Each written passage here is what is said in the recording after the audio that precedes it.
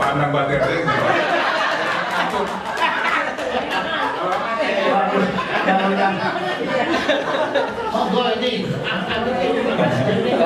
Kalau udah teori konspirasi, bentar Pak. Saya dan Baktiar kemarin bicara soal out of Sundaland, nanya ke Bu Hera waktu itu, karena kita juga tahu kan fosil kita banyak, manusia Jawa itu macam-macam dari 900.000, 800.000, 200.000 ada semua, tapi kenapa kok rujukannya selalu di Ethiopia sana gitu? Kenapa nggak di sini? Terus jawaban Bu Hera salah satunya, sebelum saya jawab, sebelum saya komentari ya, karena ada kenapa kok nggak ngambil DNA-nya tengkorak-tengkorak yang ada manusia purba kita? Oh itu kena bakteri. Tapi saya punya senjata, dia bilang punya senjata rahasia kan? Ada yang sudah dievaluasi, yang kita tinggal tunggu aja. Kenapa nggak dikeluarin? Mungkin kaitannya dengan konspirasi juga. Jadi udah banyak. Saya dari dulu bukan apa-apa ya. Kita itu banyak fosil manusia tertua di dunia ada di sini gitu ya, tapi nggak pernah ada out of Sundaland gitu, out of Jawa atau out of Sundaland lah. Itu satu hal. Jadi balik konspirasi tadi itu, ya beneran digunakan diajar teori konspirasi kan ya? Iya. Tapi saya ingin membalikan lagi, mumpung mau jawab itu, ada pertanyaan tadi saya belum masuk ya, tapi saya dengar ada so what gitu loh. Ya. Jadi ini penting nih, nggak tahu udah diterangin Dani apa tidak tadi. Jadi gini, karena konsep kita itu adalah manusia itu ikut di dalam siklus bumi. Apapun namanya manusia, mau Homo erectus, mau Homo sapien, pokoknya ada homonya lah ya. Mau setelah itu ada Pithecanthropus gitu. Kalau kita mau sebut Pithecanthropus oke lah ya. Tapi poinnya adalah mereka itu ada, kemudian berkembang hancur, ada berkembang hancur seperti bumi. Di dalam lapisan bumi itu selalu seperti itu. Tanya semua orang ahli stratigrafi, sedimentologi, geologi dinamis itu, bumi itu selalu pertumbuhan terus maksimum kehancuran, pertumbuhan maksimum kehancuran. Lapisan itu begitu semua. Kematian massal banyak sekali. Termasuk dalam waktu 2 jam 1/4 juta orang di Aceh sampai Myanmar sana mati misalnya. Nah itu kan just like that, gitu. Kalau waktu itu, zaman itu 2004 bukan, tetapi 1700 atau 1600 ya, orang Aceh nggak kemana-mana, atau 1200, maka kebudayaan Aceh hilang karena mati semua orang. Tapi kan waktu mana udah ada orang Aceh di Jakarta, orang Aceh di dan sebagainya, sehingga masih ada yang mengembangkan lagi. Sebagian masih selamat naik ke gunung gitu. Repotnya adalah, saya ingin tambahkan ini, karena ini kaitannya dengan kebudayaan tadi. Jadi bersamaan dengan kehancuran itu, hancurlah budayanya karena orangnya nggak ada yang nerusin budaya. Budaya kan diciptakan manusia untuk bersanding dengan alam dan mensiasati alam untuk supaya dia hidup berkembang. Nah, ketika nggak ada lagi manusia yang budayanya hilang, ya udah, termasuk teknologinya. Nah, kaitan dengan konspirasi, salah satu teori kita adalah kenapa ini ditutupi terus? Karena ada pihak-pihak tertentu di level budaya kita sekarang ini yang nggak pengen semua orang tahu di teknologi di bawah sini. Ya udah, mereka ambil. Begitu ada yang tahu, wah ini jadi umum, jadi sesuatu yang ini. Salah satu contoh aja, kita sering dengar cerita Walmiki. Abad ketiga sebelum Masehi, Walmiki itu bikin Ramayana. Di situ diceritakan bapaknya Sugriwo, Subali sama Anjani itu marah karena anak-anaknya itu suka lihat yang namanya Cupu Manik Astagina. Dan itu katanya bisa melihat seluruh dunia. Abad ketiga sebelum Masehi dia punya cerita kayak gitu. Ya dia bisa ngarang, sama dengan sekarang kita ngarang, akhirnya bisa ke luar angkasa dan sebagainya. Itu bisa jadi cerita turun temurun dari peradaban sebelumnya yang hancur oleh sesuatu. Itu teori kami kayak gitu. Sehingga dia cerita ada Cupu Manik Astagina, ini orang berantem semua kan, tiga dilempar sama dia. Persis sama kita nih, lihat kayak ini semua, akhirnya jadi monyet kan? Kita semua sekarang jadi monyet loh. Sama dengan Sugriwo, Subali sama Anjani. Jadi kalau Sugiro Subali nyari iPad itu, iPad zaman dulu itu, kan, ini saya juga ngeliat, saya baru sadar ketika udah dewasa. Iya, kok ada cerita itu. Walmiki loh, abad ketiga sebelum Masehi bikin cerita itu. Itu salah satu cerita yang saya kaitkan dengan konspirasi tadi itu, karena ini tadi. Jadi ada pihak-pihak tertentu yang nggak mau ketika ini berkembang kebudayaan hancur. Ini kan ada teknologi. Ini yang diambilin oleh mereka, teknologi ini. Jangan sampai orang lain tahu dan menguasai teknologi ini nggak perlu dari nol, akhirnya dari sini dikembangin. Apa itu? Yang nggak tahu. Mungkin konsep tentang Cupu Mani Astagina itu juga akhirnya melahirkan iPad. Saya curiganya kayak gitu. That's one thing. Jadi, so what? Gini aja. Udahlah, jangan ke bawah dulu. Yang sekarang aja kita nggak tahu. Saya geologi, tapi terus terang sampai sekarang saya nggak tahu yang namanya Intan di Martapura itu. Gunung Intannya di mana? Loh iya loh, benar loh. Kalau ada intan di sungai, Pak, harus ada Gunung Intan. Dari zaman Soekarno sampai sekarang, nggak ada yang tahu Gunung Intannya di mana. Intannya ada segede-gede gini. Itu pasti dierosi dari Gunung Intan. Itu teka-teki besar, Pak. Kalau diamond bagaimana? Ya itu intan, Pak. Intan Trisakti yang segede telur itu, Pak, di sungai. Ya, jangan marah, Pak. Itu dikti sama orang. Makanya saya ngajar juga. Saya bilang sama mahasiswa-mahasiswa, kalau mau belajar geologi ke lapangan, pegang batu, basah. Sekarang kan orang udah pakai gadget, pakai ini semua tersedia di AI. Makin nggak ngerti mereka, makin nggak tahu Gunung Intan itu di mana. Makin nggak tahu.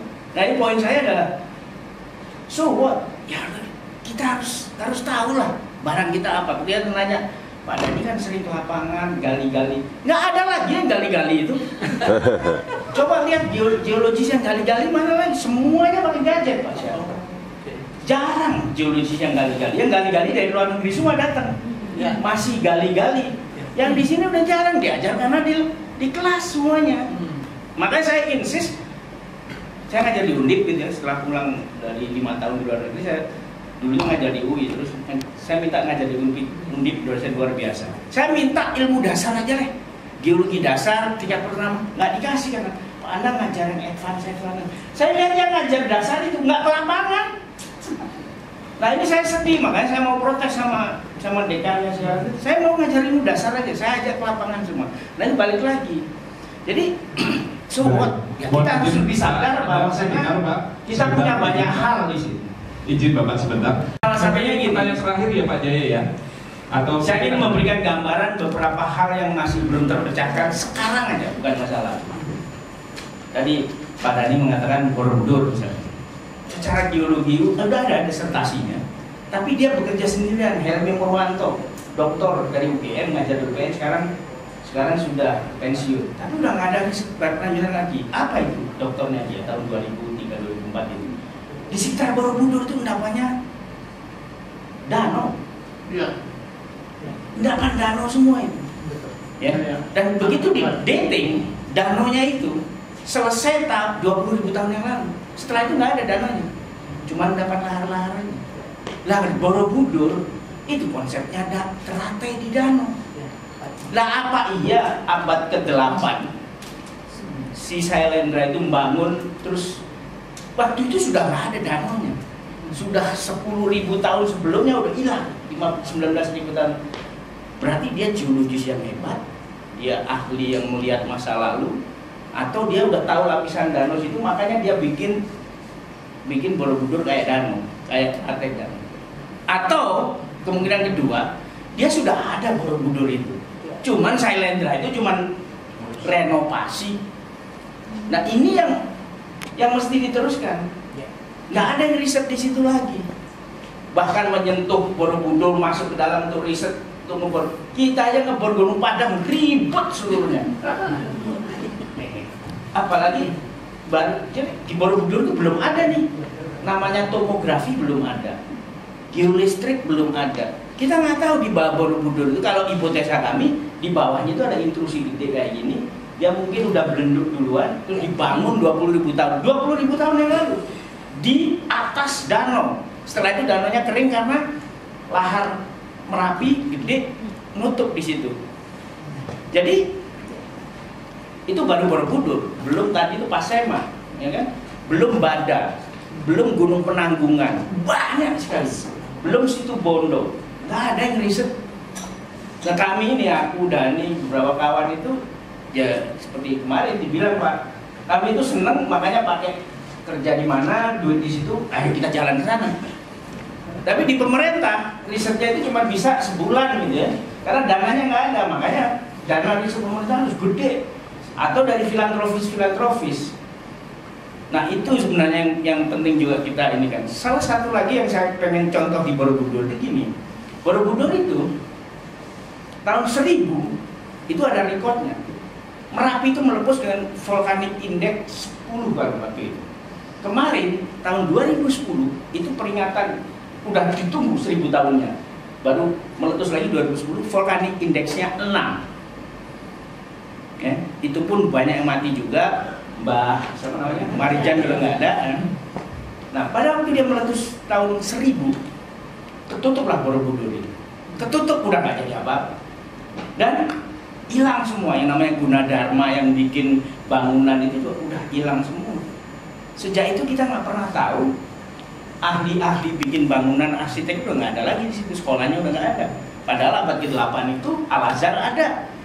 Di Sanagusta juga ada universitas yang didirikan abad ke-8 juga, itu masih ada terus karena nggak ada gunung api meletus di sana. Ini gunung api meletus ketutup. Poin saya adalah itu inteleknya udah banyak waktu itu. Ya mungkin memugar ya, saya bilang memugar, disuruh Sailendra memugar renovasi bangunan sebelumnya. Setelah itu nggak ada orang ahli bangunan, nggak ada orang ahli arsitek.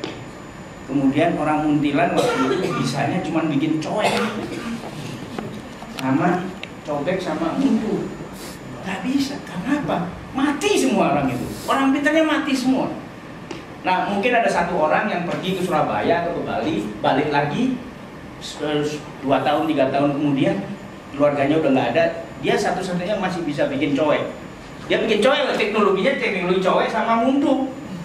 Waktu saya kecil di sana itu cuma bisa bikin itu Pak di daerah Muntilan. Tapi setelah agak gede saya waktu di ITB, mereka udah bisa mulai bikin patung-patung kan. Itu kan ngajarin pun orang Bali.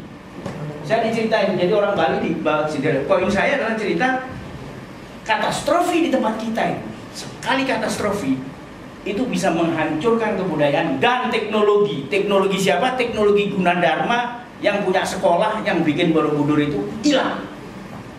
Sehingga apa? Ya harusnya kita pelajari. Belum banyak yang melajari Borobudur dari segi teknologi yang katanya direkat pakai telur lah, pakai ini kan cuman isu aja, tapi bener-bener anak sipil yang ngerjain itu untuk riset juga nggak ada. Nah ini bahkan yang sekarang ada pun ya harus kita teliti gitu loh.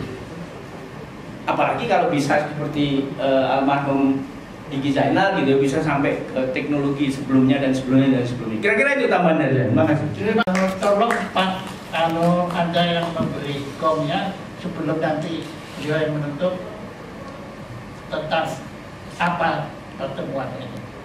So what? Iya. Pak Jaya. Saya di Duan itu sahabatnya Jenderal Suryo. Jenderal Suryo itu dia dapat Arimakaya Sasa Angkatan. Jadi kalau dibilang profesor juga dia jadi profesor. Cuma dia tracknya tentara, dia bilang jenderal.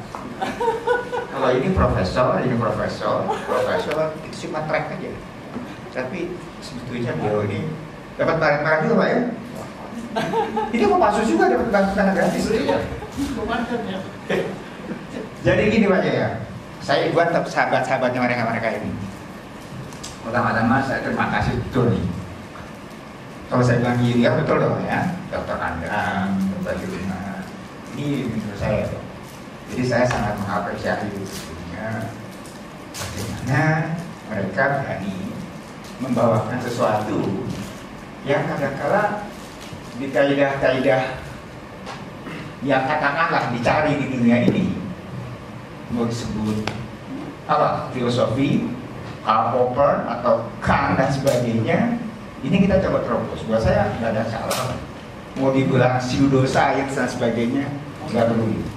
Jadi yang penting ini ada evidence, kita coba bawa. Itu menurut saya sangat kita harus apresiasi. Itu satu. Yang kedua, memang kalau tadi Pak Jenderal katakan nggak ada kebanggaan atau so what, ini memang buat saya sebetulnya ada hal-hal yang sangat mendasar. Misalnya, kebetulan saya sama-sama saintis, itu mereka tuh nggak pernah tahu tuh Pak, bahwa peradaban dunia. Saya coba bicara perspektif sains saja ya. Itu yang namanya teori Darwin, itu dia dilengkapi oleh Wallace Pak. Baru keluar itu teori Darwin. Satu. Kemudian kita nge-reverse semua bahwa itu semua seperti apa dan sebagainya. Jadi sebetulnya secara natural kita ini memang unik Pak. Bapak bisa bayangkan misalnya sekarang itu sebentar lagi ada, ini dokter tahu, kita tuh di bagian dunia ini cuma ada di Indonesia namanya coral reef triangle. Jadi kita punya coral reef yang begitu besar di dunia, mangrove dan sebagainya, yang kita tuh nggak tahu mau diapain. Jadi kita kembali di sini sebetulnya tidak ada keberanian, jangankan keberanian untuk melakukan berpikir aja nggak berani Pak. Yang keluar sedikit aja nggak berani tuh berpikir. Jadi mereka ini buat saya luar biasa berani dia berpikir. Masalah betul apa enggak nanti kita lihat lagi. Ada evidence apa enggak kita buktikan lagi. Jadi minimum kita tuh berani keluar, tidak linear, tapi berpikir secara akademik berani Pak. Nah ini yang di sini, ini sayangnya nggak ada teman arkeolog nih, ada nggak dari arkeologi? Nggak ada ya, jadi nggak seimbang Pak. Karena walaupun kami dalam ilmu geologi modern itu Pak dimulai dari James Hutton, itu abad ke-19. Saya sampai ke kuburannya di Edinburgh sana. Saya bilang kok bisa ya James Hutton memikirkan bahwa oh ternyata bumi ini berproses demikian uniformnya dan linear. Saat itu abad ke-19 dia berpikir namanya ada satu saat namanya Secret Point, itu di Edinburgh ada satu pulau dan sebagainya. Satu sampai datang ke kuburannya, satu bingung Pak. Bingung tuh apa? Ada orang bisa berpikir kayak begini nih. Jadi ada satu, kalau di kita di kami ada satu apa namanya yang unconformity secret point. Enggak, maksud saya ada dogma dalam geologi itu, proses-proses alam ini ya itu uniform. Kemudian dari situ sebetulnya kembalikan lagi tadi, sebetulnya ada pemahaman dari dua masa barangkali ya. Satunya yang dibawakan teman-teman ini bahwa dunia itu nggak begitu prosesnya, tidak linearity seperti itu, bahwa ada satu siklus. Nah begitu yang saya kagum itu kok bisa berpikir dia kata seperti itu, bisa menjelaskan bahwa ini lebih tua, ini terbentuknya seperti ini, prosesnya seperti ini, jadinya seperti ini. Jadi buat saya kalau Profesor Darmi, Anda dan sebagainya memikirkan seperti itu, buat saya syah.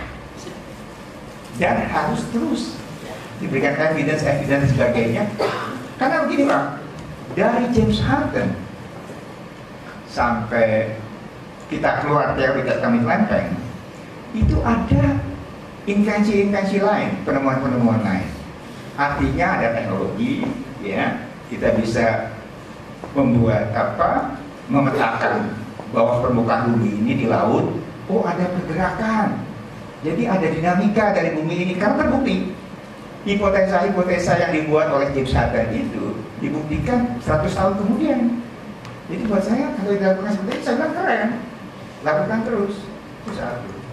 Yang kedua, kita tuh mesti cukup yakin ya, bahwa di kita itu unik. alam Indonesia. Kita tuh dapat, kalau ilmu pengetahuan itu dari kontinen, kita tuh negara kepulauan. Jadi nggak bisa langsung dari Amerika, dari Eropa datang ke sini langsung kita lakukan. Nggak bisa. Nah ini yang tidak ada keberanian lagi Pak kita berpikir. Contoh, barangkali saya pernah share di sini. Itu yang namanya Muhammad Yunus, itu dapat Nobel Pak, Bangladesh. Ya, itu namanya Garmin Bank.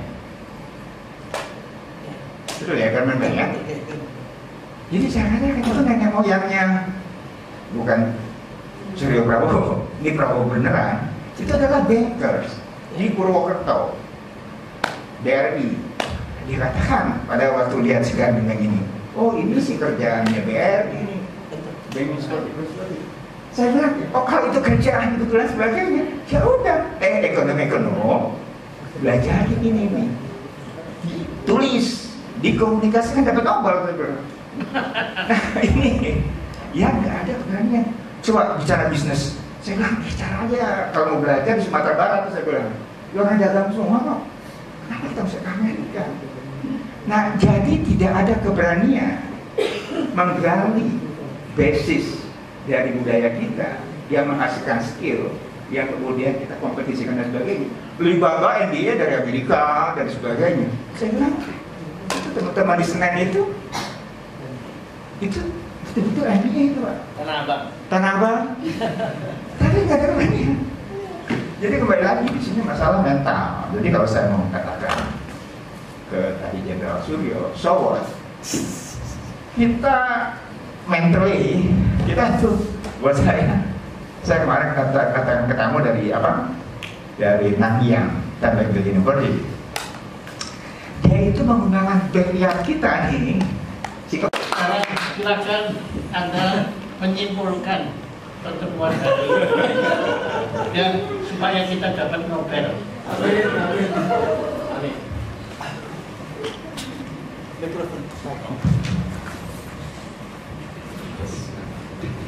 Baik, satu diskusi yang hangat, sangat menarik, berbagai pendapat, berbagai komentar, berbagai analisis juga. Jadi ya saya berterima kasih kepada seperangkat terutama ya kepada seluruh yang teman-teman yang menyiapkan juga, kepada para hadirin juga yang meluangkan waktu untuk ikut meramaikan diskusi ini. Jadi apa namanya?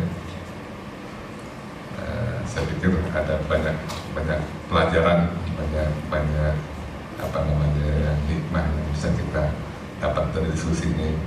Mudah-mudahan apa namanya semangat pelajaran yang kita dapat ini bisa kita bawa terus momentumnya ke depan. Mungkin Pak Teh. Terima kasih.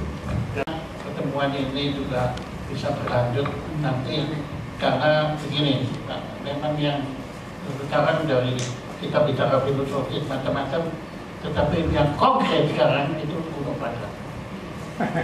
Itu tugas kita bersama. Barusan tadi pagi sebelum saya ke sini itu Direktur Duta Besar Indonesia untuk UNESCO itu sudah ngomong ke saya, beliau siap mendukung. Sebab kalau kita memang kita jauh itu bisa 20 tahun Pak, ya itu nanti beliau akan dengan saya punya seorang teman dari Australia yang tahu benar nanti bagaimana kita menggolkan sebab pengakuan terhadap UNESCO ini penting. Pengakuan UNESCO terhadap Gunung Padang ini penting ya. Yaitu tadi kita bisa bayangkan pengaruhnya itu baik untuk ilmu pengetahuan maupun untuk pariwisata. Oke, saya lihat tadi. Cenderamata untuk Prof. Dhani, silakan Bapak. Ya.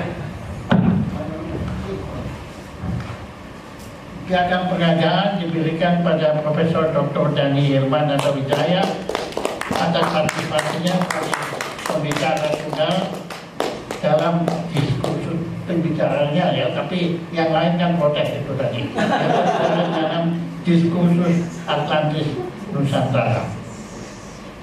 Tepuk tangan.